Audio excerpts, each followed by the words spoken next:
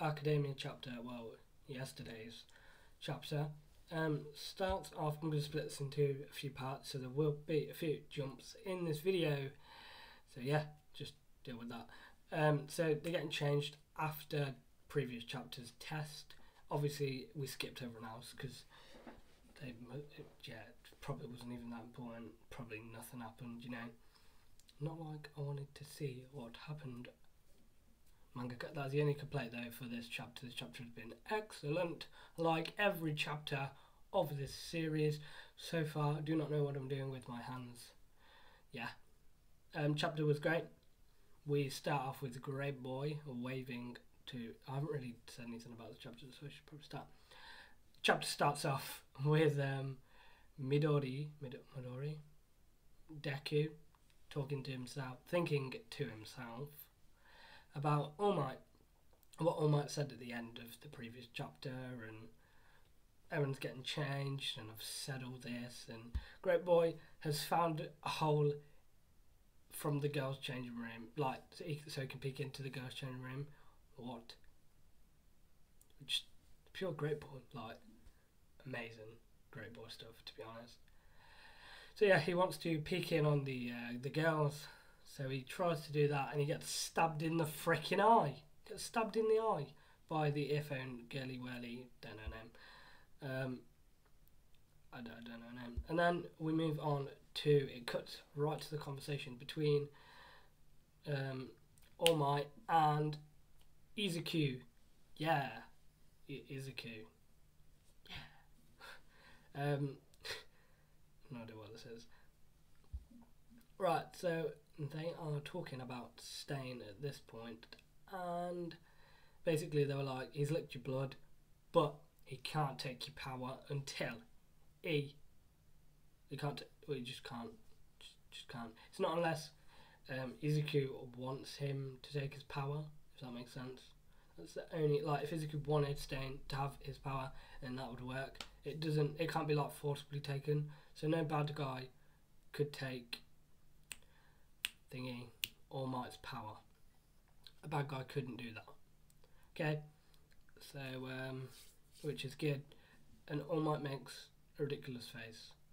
All Might, not All Might. Izuku makes a stupid face of All Might. He does a fucking perfect impression. Great. I laughed my ass off at that part. Oh god. And he has like a flashback between the fight with Stain, and then he begins to explain the origin of the power of All for One and One for All, and how they were merged together, which was crazy, to be honest. And I'm pretty sure this will be referred back to in chapters to come, but 100 chapters now this will be referred back to. So yeah, he just explained that All for One is basically part of another power which has been there since the beginning, so it's like a merge of two powers, which was a power to stockpile and a power to give other people powers. They merged together to create One for All, and the two is like All for One and One for All. All for One robs others of their quirks and renders them it renders them useless. So yeah, it's also a quirk that can grant powers to other people.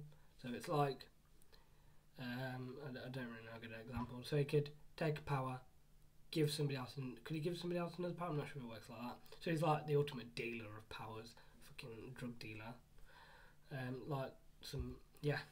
And basically, the person who had this power had a quirkless brother, so he gave him the power. We don't know if he forced that on him, or if that was I don't know how that came about.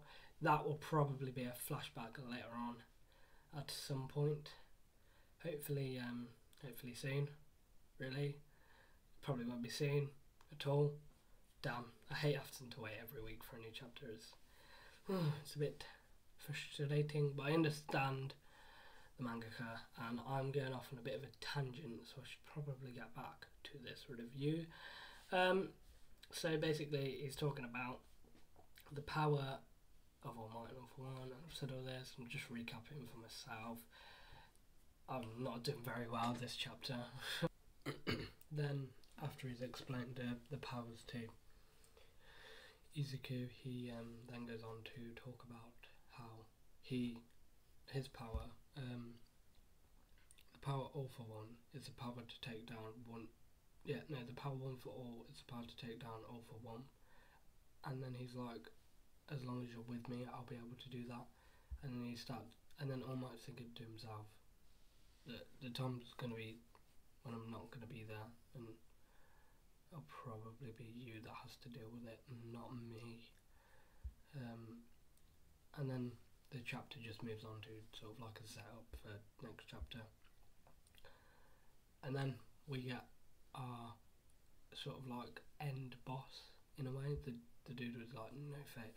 He's a creepy man. He creeps me out. I think he's the one with the power. He's the one behind the computer screen, and I think he's gonna transfer his power onto, you know, Shiganshi or whatever his name is, the dude with the hand.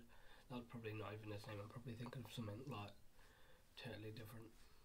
But I think that he'll transfer his power onto the hand dude.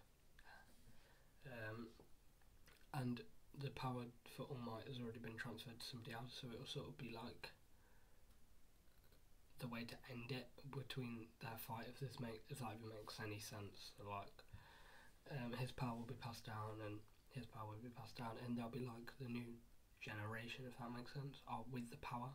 It'll probably be like the third generation, I'm guessing, who have the power of All for One and One for All, and they'll fight each other as like a sort of end, or then it might lead on to something bigger, who knows. But that is how the chapter ends, and I'm trying to be quiet because people are asleep and all that stuff.